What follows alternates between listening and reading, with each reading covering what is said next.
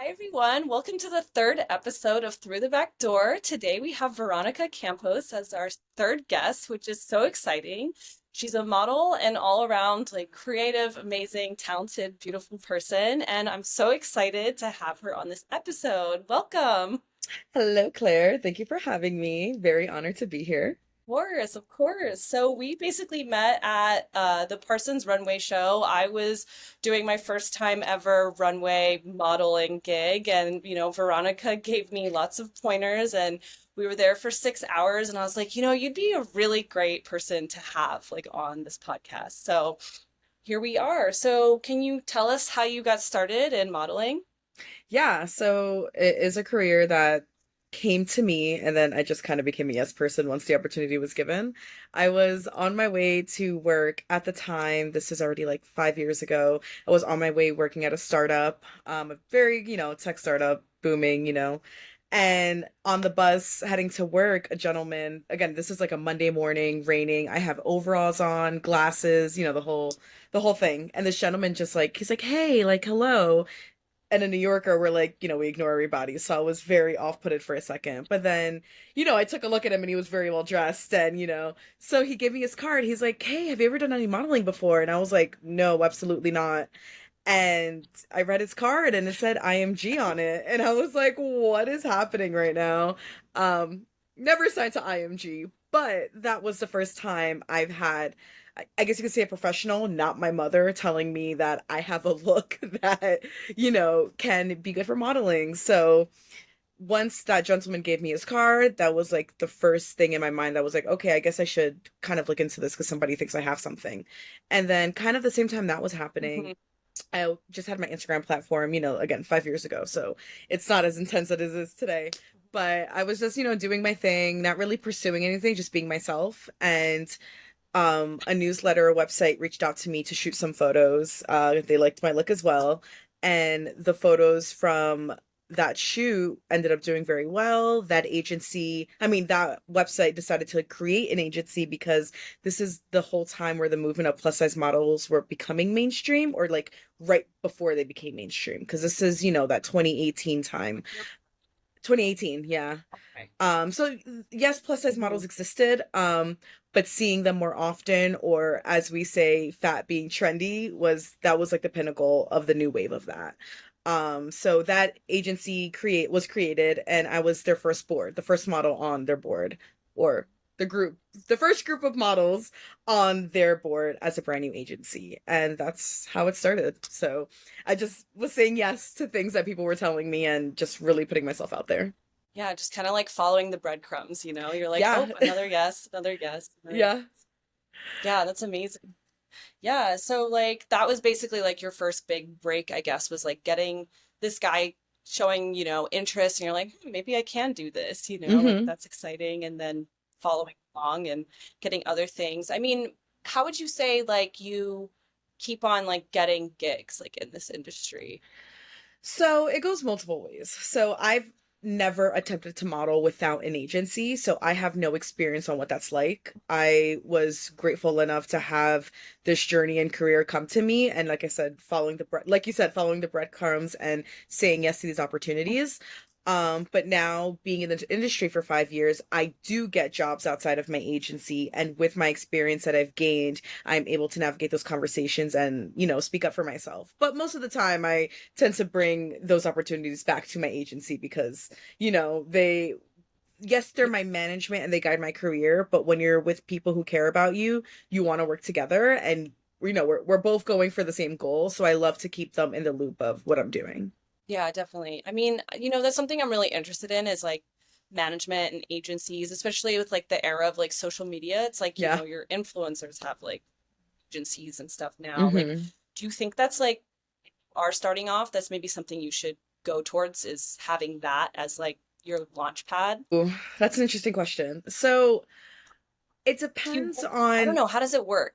yeah. So again, because I didn't start off without an agency, like I never really had that, oh, I want to be a model when I was younger. Like this literally was never a career option in my mind. So being told I can do something and then, speaking about it, I am a manifester to an extent, so I speak things aloud, but I don't just only I love rely that. on that, Yeah. you know. But I do listen to the signs. So speaking about it, I do truly believe Yeah. brought the attention of that website, which then became my first agency, to fruition. You know, like these things happening simultaneously led to me officially being signed and then booking my first job like a month and a half later after being signed. And that first job was my absolute Mhm. first experience of being a model. Like this wasn't something I've been doing for years. Like I was signed, I got into modeling, and my journey started right there. And within that first, 4 months, half year of modeling, I did have to navigate, now getting clients in my DMs on Instagram. Do I give it to my agency or do I handle it myself? So, you know, I like to be transparent with those who I work with. I'm very awful at withholding information, and I've just realized that when you are working with those who want to work with you and want the best for you, it would always be for the better no matter what. So, yeah, if you're new, I guess have that representation if it's being offered to you and it's vetted, you have friends who are in the same spaces who have been with that agency. Or if you trust your gut and you're somebody who's, worked in customer service, worked in marketing, worked in these areas in the industry that you can rep for yourself, you can do it for yourself to begin with. And if you don't like that path, at least there's always another way you can do it. Yeah. I mean, that makes sense. Like, definitely, like, having people, like, on your side. I mean, it also Mm-hmm. kind of seems like a little bit of, like, having like, a network of people to kind of, like, bounce ideas off of and be like, is this person legit? Should I do this? Having that, like, support system is, like, really Mm-hmm. helpful. Yeah, we have to remember that the industry is so small. So the more experience you gain in it, you are going to have those connections with people. You're gonna seek advice. Those are gonna seek advice from you. So I'm all about the sharing information to better each other. I love that. And I think like, we're all coming into fashion at this really interesting point where because it used to be very closed and very like Hmm. withholding of information and not a lot of transparency. And I think we're like entering this new era of fashion where it's like, we want everyone to like thrive, like we want to share the information because it's like, why not, like there's enough room for everyone kind of like Hmm. energy, and I think that's like important. Like, do you Totally feel agree. like the younger, like, yeah, like what are you seeing? So I, as well as starting modeling, I did start in a later age. It's very common that models either have been doing it their whole life via their parents putting them into the career or getting discovered in their tweens. So that's 16, 17. That's kind of like the quintessential prime time that people get into modeling. So I started already in my 20s. So I've been a person who's been working my whole life. The second I was able to get a job, I've had one and I've never been without one. And they've always been customer facing jobs.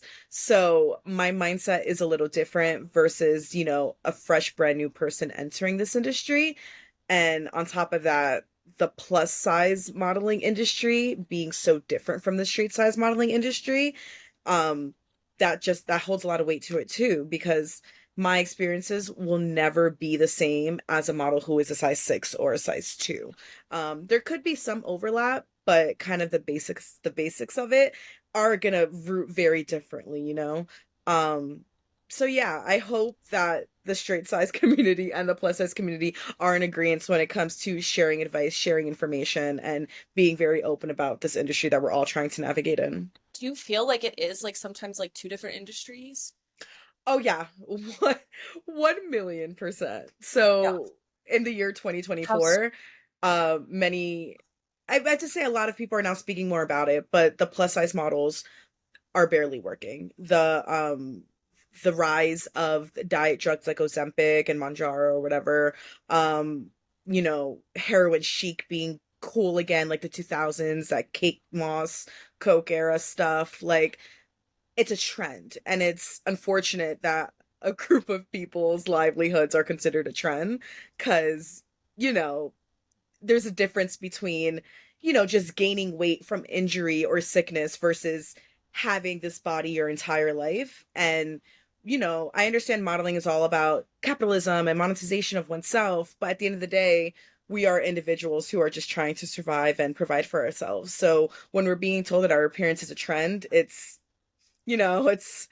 kind of it's really disheartening, and I feel like only the plus size community has that. The straight size community will never experience that. They don't know what it is to be a trend. Because if anything, they're the pinnacle. They're always what society wants you to be. That's never been taken away from them. So, yeah, very two different worlds, very two different industries.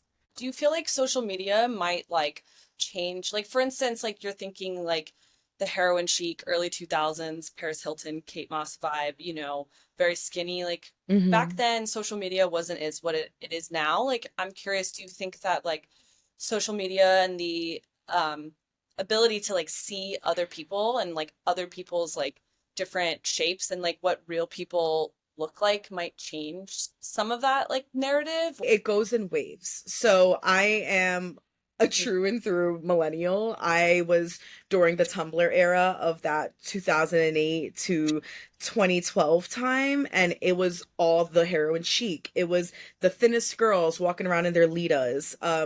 That 90s runway to 2000s runway, Kate Moss, Giselle, like that was plastered on, the I forget what we called it. Was it the For You page on Tumblr? But that main news feed was just all of the imagery of just very, very thin bodies wearing, that oversized sweatshirt, but their legs are out with high boots. Like it was just so like that gothic punk. There was never fat bodies in this imagery. Like it didn't exist. And I feel like today with social media and the power of people seeing what each other are doing, it is now more common to see representation in these imagery. So whether it's modeling or just creating art, it's now at our fingertips and now anyone can do it. So times did change. So I my modeling career was in those times 2019 to 2023.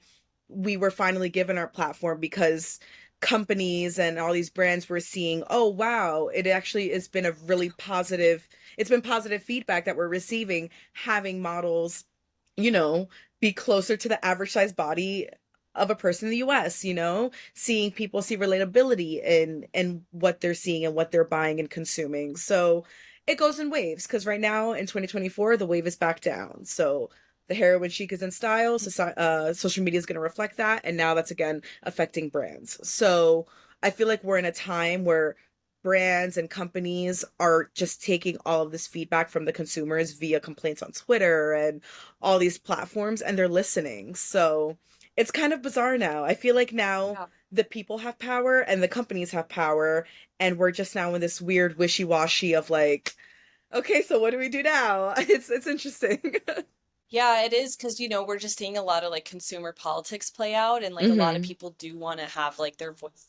It almost feels in some ways like that's kind of like the only voice we do have, is like through the money we're spending and the content we're consuming. So Hmm. I do think that is like an interesting like point of like what you really want to see and like how you keep pushing that and like like the visibility aspect of like showing up on for yourself like on social media and being like a creator.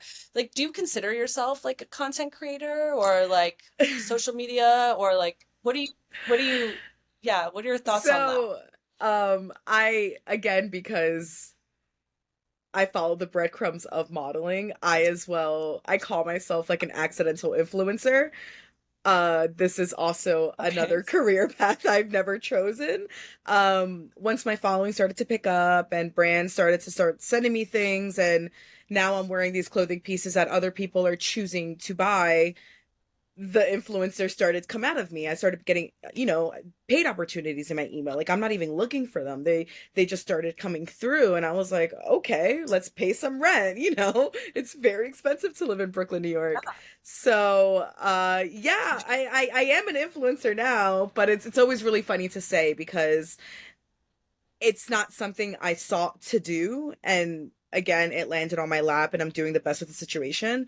But my favorite thing about it is being an influencer in my specific community holds so much more weight in my opinion than other communities. Of course, there's many communities that need representation, but when it comes to constantly being part of a community that's xed out of things, like buying clothes, which is literally all of fashion. Fashion exists for clothes to be purchased. And being a model to promote that, but also being an influencer. putting exact knowledge in the hands of the consumer.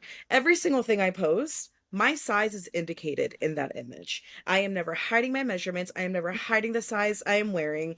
Everything about me is transparent because I know those who follow me for a reason. And it's, it could be inspiration, it could be relatability, but I know damn well it's, hey, I like that top you're wearing. What size are you wearing so I can buy it? Because that client has no one who looks like me on their website. And that is what I've noticed, the power of being an influencer in this community, because we are begging to literally buy things, but it's being made Mhm. difficult for some reason. Yeah, I mean, honestly, like that just makes me like so excited for you in some ways to like take a situation that's like, really upsetting and stressful and frustrating to work through, but then kind of like rise through it and be like this great like person so that other, again, like the modeling thing, sees you and they're like, "Oh, wait, like I do have representation. I can have this. I can do these kinds of things, and I think that's like really great for anybody to be like inspired by that. And I also notice with social media, it's changing, right? Like when you are a forward facing person like a model, it's almost like people, and you're like an authentic like person, like people want like more, like they want the modeling stuff, but then they start following you because they're interested in like your vibe and all these things. And I think that's how like the accidental like influencer happens, it's Mm-hmm. like it's again just like a combination of like you as this person and like your beliefs and like your modeling and what you are into and like what you want to support. And it's a very like interesting package of something to actively engage with, again with like the consumer like politics or whatever, it's like you're choosing this like thing. And I think you're like providing a really cool space for that, which I think is like really exciting ultimately with social media. But yeah, okay, so this isn't a manifestation podcast, but I am also like very much into all of this because like be active in your life, Mm-hmm. you are a manifester and you are into fashion and you are a Mm-hmm. designer or a photographer. You were in this space. What do you think about manifestation and fashion, essentially? So, with every job that I'm a part of, whether it's working with other creatives, like working towards a test shoot, nobody gets paid. We're working for the common goal of creating art. Or it is a job, whether it's fit modeling, me helping create clothes, or the fun fashion photo shoot campaign, that stuff. Like, no matter what situation I'm in, or a networking event, I speak about the work I do when it's not only about me. Kind of like I'm always speaking for the greater good, because again, my community is constantly begging for basic necessities. So it's hard to say. Like, I don't want to be that annoying person that's always on a soapbox that has something to say, but it's like kind of, yeah, like I am going to constantly advocate myself and those in my community because there's no one else to talk to. So Yeah. it's like if I have the luxury and opportunity to be the privilege to be in this space, I'm going to take every moment I have to speak on what's important for that and about that. And I feel like my passion and how I talk about things is kind of what leads to the next. So, you know, not that I would talk your ear It's like off, but authentic. it's like, yeah, like if you meet me in real life, you're gonna know everything about me in the first 2 to 3 minutes. Like, I could be reserved at Yeah. first, but if we're gonna get in conversation, you're gonna know what's important to me very, very soon. That is never gonna be something that's gonna take a long time Yeah. to come out? That's why I wanted to talk to you on the podcast. Oh, like within the first 5 minutes of standing in that freaking line for 6 hours, I was like, oh, this girl's got like some stuff to say. And I think that's like really great. And I think there's a lot of conversations in just fashion that you can have that are just like multifaceted because it fashion is the second largest industry in the world. Everybody is partaking in it, whether they think they are or not. And there is a lot of ways to like be involved. And, I think that is like something people should be aware of. So Yeah. Yeah, I feel like as creatives, we don't have jobs that are so 9 to 5 focused. We kind of Mhm. constantly live this life. So some can say either they're constantly working or others can say, oh, I'm never working. It's that concept of this Yeah. is who you are, you're always doing this. So a designer, yes, they sketch and to create their clothes, but they're always constantly thinking about that collection. So are they always working or is this just their life? So I just think creatives in general have that mindset. So yeah, I'm technically not on the clock, but like I said, every conversation I'm having, everything I'm a part of, I'm always going to think about what I do because it is it affects the majority of life and like society and everything in general. Like not that it's impossible to turn off because there's people in my life who are completely not a part of the industry and I'm not constantly talking about how disenfranchised fat people are and the rights that we need. Like, it's not 24/7 I'm talking about that, but it's gonna come up a lot. I can't help it. It is what it is, when it's there's constantly a fight for something and the movement is just happening so slow and you feel like you're talking and talking and talking and there's a brick wall in front of you. Like it's frustrating. So yeah, as creatives, we're passionate. Everything we do, we're so passionate about. And it's hard to turn off because this is our livelihood and this involves the way we think about things and the opinions we form. Yeah, definitely. I mean, it's almost like you're like, I really couldn't think of anything else I'd be doing. This is it kind Yeah. of energy. I always have the time to be creative and think about all these things and talk about all these things because it's genuinely like who you are as a person. And that's the thing I've noticed with doing these interviews because everyone is very much on their grind doing it. I have designers that are drawing on sewing on the subway. You know what I mean? Mm-hmm. I'm like editing content, like commuting to my 9 to 5, so it's Mm-hmm. like very much if not this then what, like, what else, what else? Do you want to share anything that's like particularly like memorable or like rewarding about your career? I want to think of a good Is that too answer. vague? No, yeah, it kind of Like a is, but job I'm trying interview? to I'm trying to think like what because like okay, there's very I guess I could say surreal moments in my life where I'm just kind of like how did I get here? Um and that's Yeah. definitely been with the connection of social media because that's still the crazy thing about social media. People will never understand unless they're in it, where it's like having an audience directly like speak to you and tell you their opinions and what they think of you, like that is so mind-boggling. So throughout like 2020 to 2022, I had a really big spark. Like I never went viral either. Like I constantly just like slowly raised followers, but it wasn't like that one major post that put me on a pedestal. It was always just kind of like I guess a slow trajectory up. But like while that was happening, I was receiving so much artwork of myself and it was like this bizarre battle of like I love this, I appreciate this is amazing, but it's like am I ever going to get used to this? Like is this going to be the normal in my life? Like people seeking inspiration in me. It was literally, I'm not exaggerating, two works of art every single day for 2 years. Like it was non Wow. yeah, it was nonstop. I was like, what is I'll literally wake up, like I'll go to bed, the next day I'll wake up and I'll have notifications in my DMs of like an oil painting, graphic design work, knitting, pottery, a puzzle, being on a tarot deck. Like it was just like everybody wanted to use my exact image for things they were creating.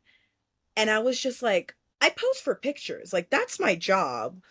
Where did that become this? Like, I think that's where I finally like took the importance more of what I was doing because I was literally having a battle with myself. Like I was like, yes, I love this. This is great. But like, oh my God, why is this happening to me? Like it was a lot. So that happening the same time of receiving DMs from people just being like telling me, pouring their hearts out, saying how important it is what I'm doing when all I think I'm doing is living my life.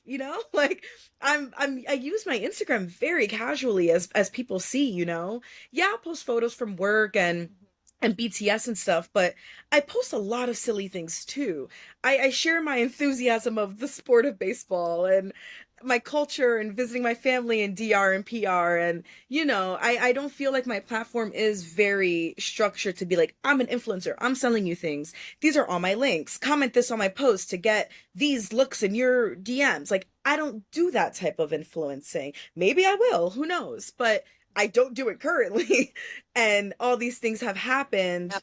of me just being myself on my platform. So it was very surreal to, experienced that for like consistently for 2.5 years. Because these are people of all ages, all age groups. So this is happening to me in these 3 years of my 20s, and I'm having women up to their 60s and 70s telling me like, my children, I'm so glad they have this, but I'm glad I have this too. And I'm like, okay, I just played like video games for 5 hours and didn't leave my apartment sitting in my underwear, but I'm so glad I have been such a wonderful spark in your life. So that has definitely been the most surreal when it comes to joining this industry and being a public facing person on social media. Like that is just the most bizarre thing to me. It's bizarre, lovely, beautiful, but just so like wow. It's always interesting to digest and Yeah. even talk about out loud. What would you tell someone in like maybe your position, like going into your industry specific, like what to do, what to look out for, like other than, I mean, I know you mentioned that the you did the agency, so like obviously we have that, but like maybe more like mentally, like what could you like prepare someone for? Like what would you want to tell someone who's like 19 trying Yeah. to get into modeling, especially like Well, for, you know, it doesn't matter what age you get in there. It's a very, very yeah, specific mindset you have to have. true. I also hold this mindset for everything and anything in my life, and it just very strongly applies to modeling. Expect nothing. Go into it literally Okay. expecting nothing, because this industry is so unpredictable that maybe you'll receive something once, but you can never receive it again. So if you go into a new opportunity, yes, be excited, be passionate, but don't expect everything to happen to you like you've seen it happen to somebody else who maybe resembles you. At the end of the day, modeling is so unpredictable and so wishy-washy that, like you either have it or you don't. And that could be just one client's perspective, not everybody. That's why it's like, it's good to not give up right away. But if your mindset is set that anything could happen, and nothing is a part of that anything, you wouldn't be so defeated. And that carries on just how to treat yourself with how you treat social media. You know, I always like to say, chill the fuck out, and people can take that very differently. But if I expect nothing, I kind of step back. I'm not too close to the situation. My mind isn't constantly, thinking about it. So social media, I'm a post and goer. I post and I leave my phone alone. I'm not gonna constantly scroll. I'm not gonna like I want to post and throw my phone across the room. Like I'm done. I did my deed for the day. And if when I have that mindset with social media, I'm far from it. I don't want it constantly on my mind. I don't want to be comparing myself to those who I see. Like I use it for what I use it for, and I'm kind of done with it. And I feel like that mindset carries with modeling, because if you're constantly overthinking it, you're constantly going to be thinking about yourself. You're constantly going to feel like you have to alter who you are to conform to something. And if that's your mindset, it's never going to happen. I promise you now, if you think you have to change yourself to get something, you're never going to get it, because you're going to get something that's meant for you, and clients and your representation will see that. It's all it sounds so cheesy, but it really is all about trusting who you are as a person and fully backing that up. And if you are somebody who is finding yourself, be patient with yourself. That doesn't mean you're not ready for something, but, slow things down. Don't be so hardcore about it. Whether you need to implement some meditation, whether maybe you do need to take a pause and be like, this industry is not for me right now. Maybe I'll be ready for it in a year or two. Like, you have to be so secure with who you are, in my opinion, before you do anything in this industry, because that quick one-off opportunity, it could be a one-off and it won't last. It won't be a career. It could just be that one time you did something and that's it. Yeah, and I guess that like applies to like rejection, Yeah. like if you have that strong sense of self, like it's not gonna be like one thing with everything. Then it's like if you don't get it, you're less inclined to have like a mental breakdown, Mm-hmm. because you're like, you know what, other opportunities will come because I know I'm like in this good space. I have a lot to offer. I'm gonna keep trying.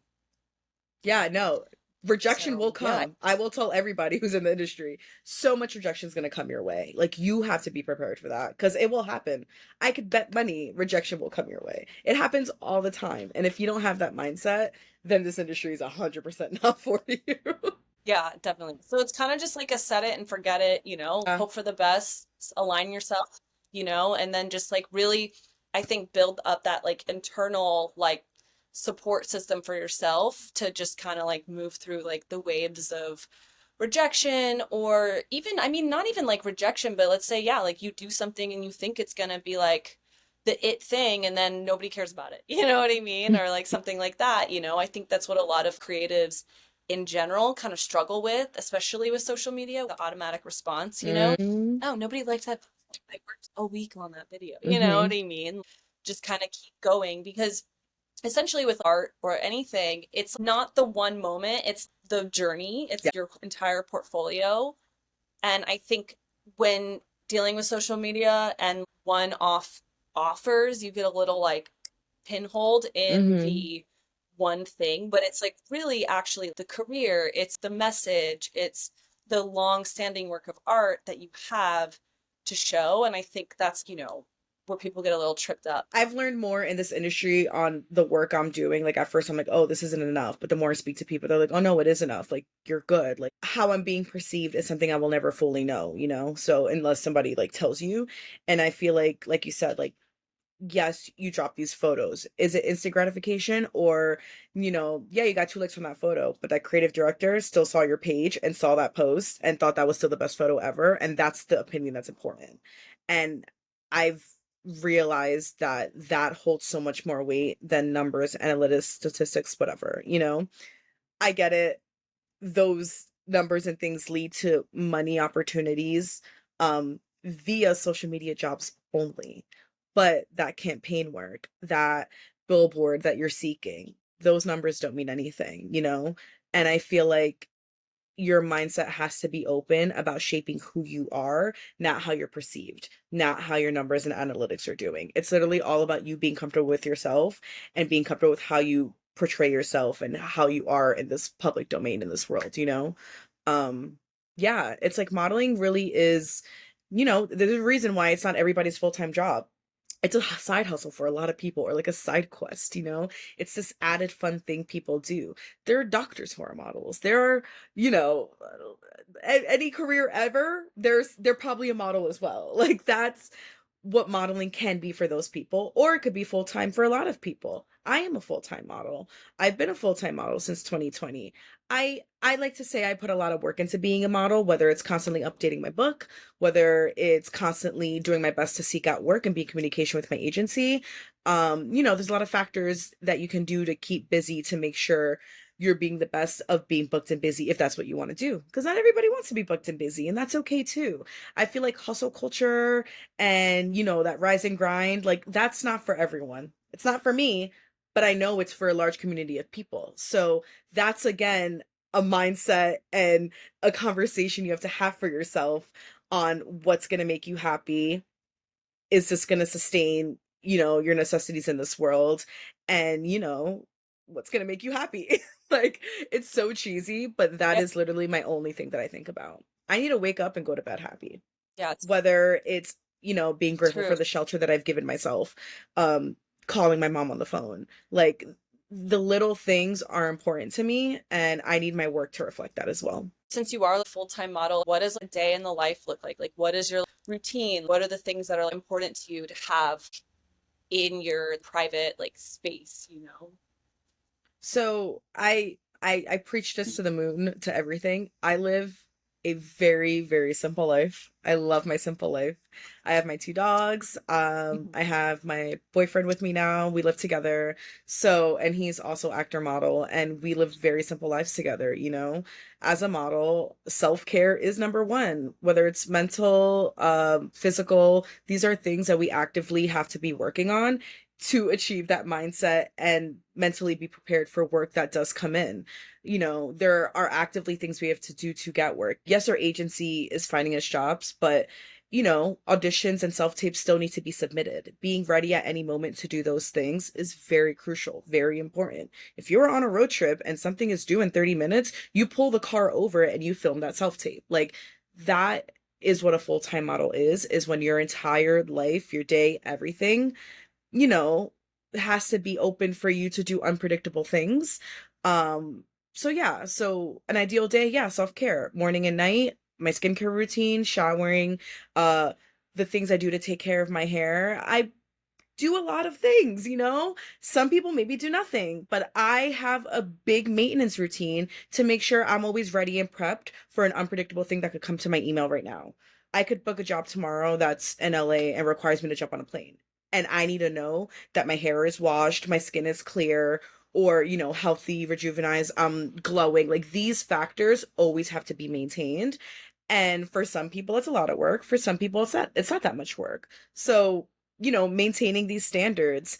And for me, mental health is very important to maintain this lifestyle. So that's why I do take things slow. I don't like to overpower myself with doing a lot of things.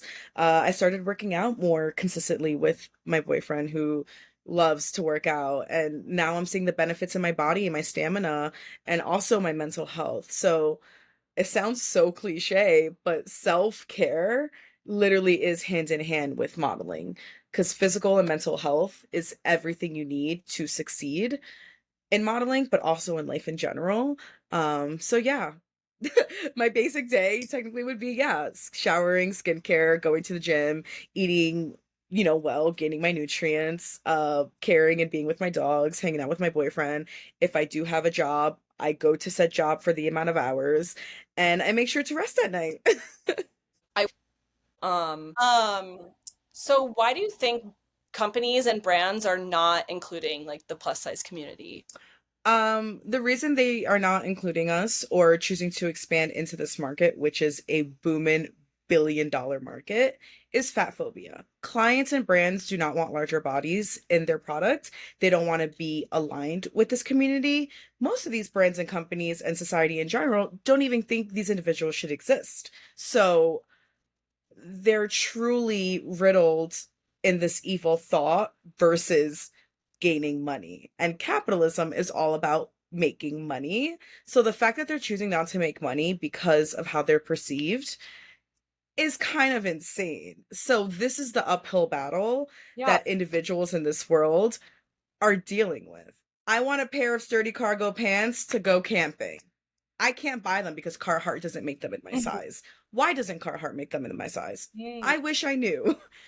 Is it fat phobia? Do they not yeah. want money? Because I know many people want these pants in this size.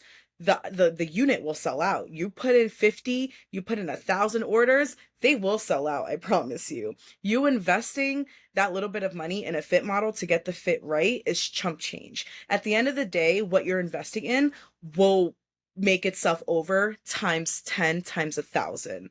So because of that, it's all rooted in fat phobia. You just do not want to be aligned with larger bodies.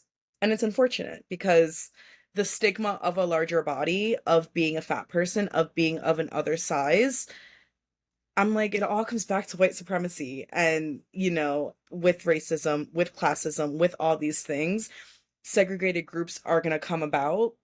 And, I can get in a tangent on this, but fat phobia is Oh, the yeah. reason why we don't have the necessities that we need in this world.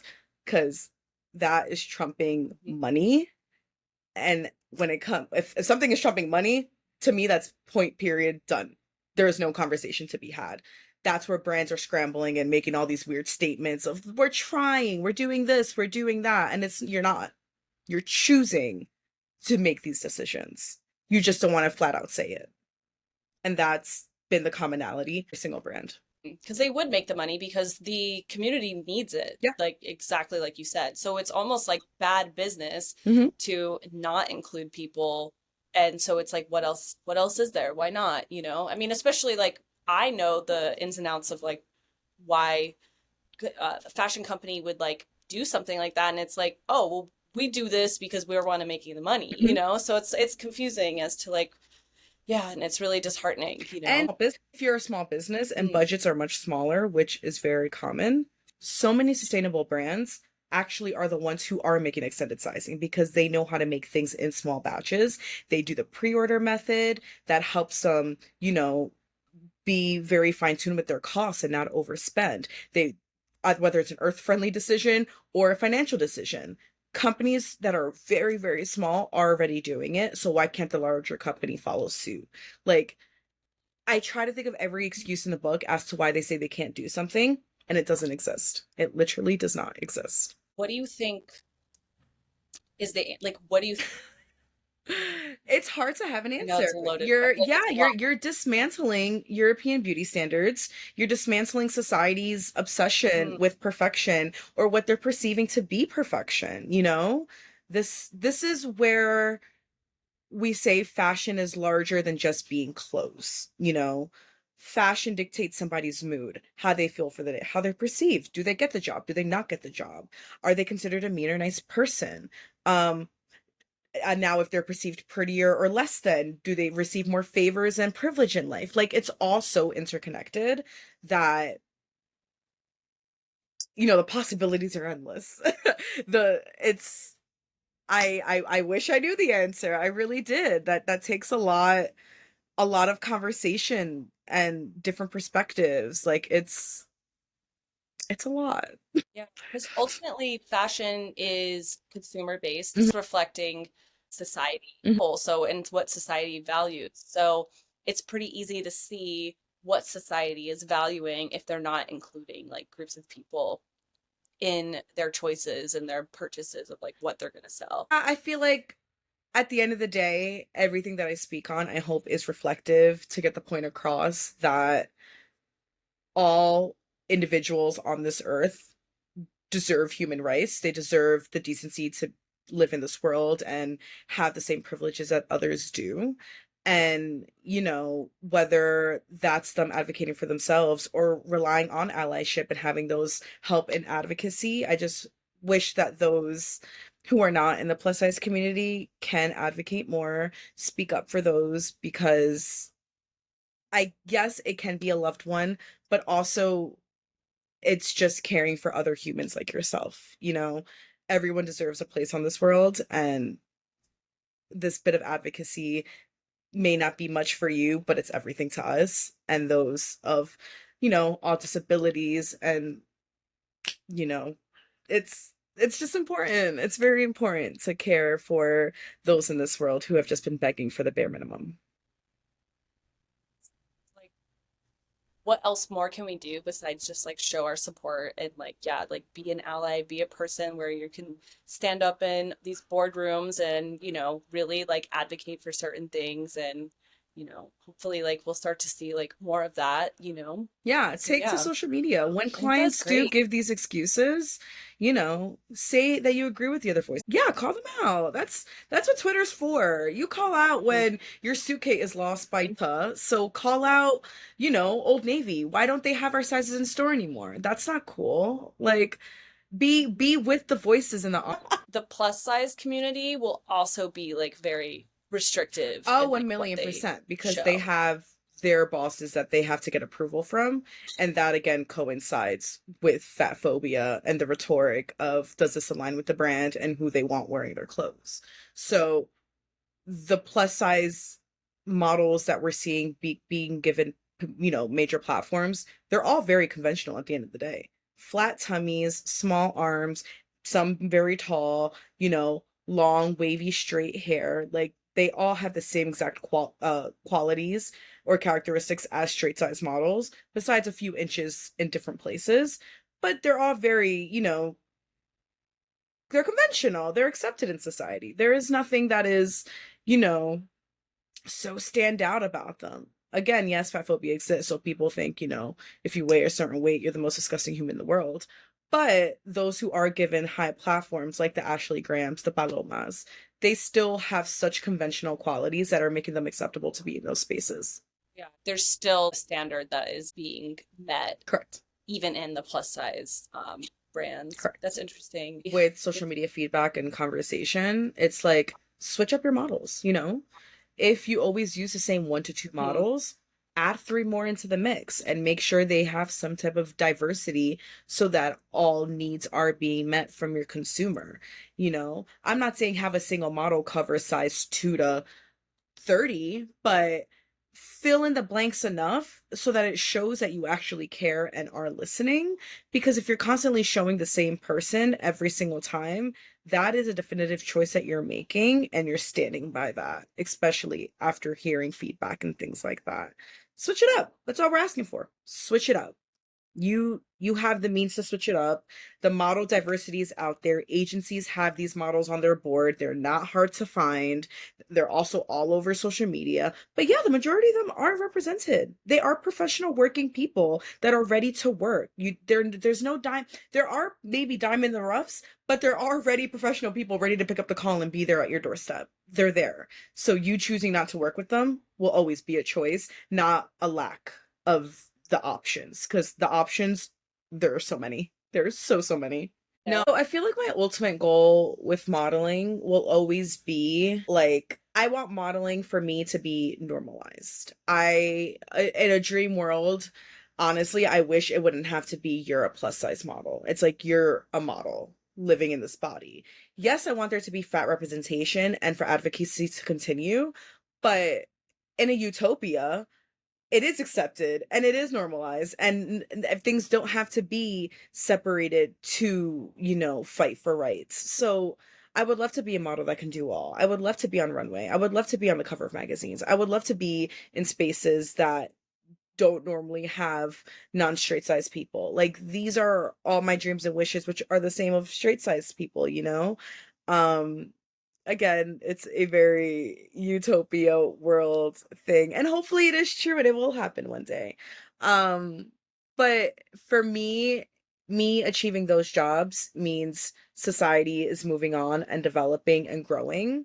And yes, it's selfish that I want them, but I still see the greater good. And if I achieve them, so many other people will achieve them as well, you know? Is there a designer or a runway or a magazine that you would just love to be on so we can just put it out there? So, okay, again, this brings us back to the Tumblr era. When I was in high school and like middle school, RIP, my fave magazine was Nylon. They don't even have a print publication anymore, so that one's out. I don't know. Maybe they're coming back. I think I heard, but they're not even a top magazine anymore like they used to be. So, like Nylon, I think W was another one that I was thoroughly obsessed with. They're not print anymore. So yeah, the magazine industry sadly just withering away does not help with these hopes and dreams. Because even when I was younger, I actually did want to work in fashion, not in modeling. I love the marketing side of it. I always thought I wanted to be a stylist or some type of, you know, fashion editor. Like I was obsessed with imagery and how things were put together, but specifically in the magazine publication space. Like I was that kid whose bedrooms well, you did not see the paint in my bedroom. It was literally just covers and collages and just rip outs of all the beauty that I was seeing. So a dream of mine was always again to be in a publication, having that cover, having that editorial, letting me speak my words and thoughts, and people being able to buy this and read it and own it. Like that is always my number one dream. Who it would be on, you know, I'm always gonna leave that open because as trends are changing for models, I guess same are for publications. Like I said, those who exist now and those who don't exist anymore. But in general, yes, having my work in a physical copy and being able to be shared around in like a non-internet world, that's always just been something that I'm like, yes, I can treasure this. I can give this to my grandmother who doesn't even know what social media is, you know? Like things like that to me just hold so much weight. I've always been a person, I wouldn't want to say hoarder, but I do love to collect important things and something that you can put in a treasure box or put away and then go back to later. Like those are the things I cherish a lot. And that is what I would just love to gain more of. Is there anything you want to share? What is coming up for you within this next 6 months or year that you want to share with everybody? Not more so what I'm doing. I feel like more of like what the community needs advocation for. And right now, the trending topic that has been kind of toxic for us lately has been the plus size community advocating for clothes, specifically brands extending their sizes and begging for clothes to shop in person. There have been a lot of conversation of how this community is being very toxic, that they're criticizing and being harsh to brands and not understanding the financials and things to do these, expansions. And it's not true. We are asking for brands and companies to, be transparent with their decisions and, not blame it on something. As somebody who is a fit model, I work directly with brands when it comes to creating patterns for larger sizes. I'm a US size 18. This is an average size body in the United States. So I am the closest representation of every woman in this country, So in that mindset, you would think clothes should start here and go up or go down. And unfortunately, that is not the case. So I would just hope that when this community is asking for the basic needs, that it's not turned into toxic begging and argumentative. It's just demanding, what the other people have. Because we have been so left out of the conversation for so long. So advocating for ourselves should not be equivalent to being annoying, ungrateful, and toxic. And right now, that's something we're battling right now. And it's unfortunate because, again, with the rise of plus size models and clients working with us came with size expansion of a lot of clients and companies. And now we're seeing those brands roll back and take away these sizes in stores, take these sizes off the website, and we're back to almost square one. And it's disheartening. It's really disheartening because at the end of the day, fat people, larger bodies need clothes to survive in this world. And, we want quality clothes, not things that are going to last 2 washes, and to be able to try on these clothes because not everybody has access to computer and internet. So I feel like this is like caveman days. Like we're begging to be dressed and it's like we're still screaming and no one's hearing us. So yeah, I'm hoping not like straight sizes and people who are not part of this community to keep on helping to raise these voices, advocate for us as well. If, you agree with our statements and sentiments, that this is something that is important to you as well. I think this was like such a great episode. I'm so excited that you had this. There was literally like so many good things that we talked about. And I think, only doing like more things like this is just gonna like kind of help share that message and, make brands maybe be like, you know what, like we're having budget cuts. Like, let's not cut this. Let's keep this the standard, like Hmm. you said, it's like, why is it the extra, And I think the more representation, like we can just kind of have more people speaking about these kinds of things, especially in our fashion scope of like, I'm a designer, other people are designers are gonna be watching this, it's good for people to have this like mindset of like, why not? And I think, the more that like people get into like higher level positions that have this like awareness, it's like definitely like better for everyone, So I really appreciate everything you've said about, this and just bringing this up. And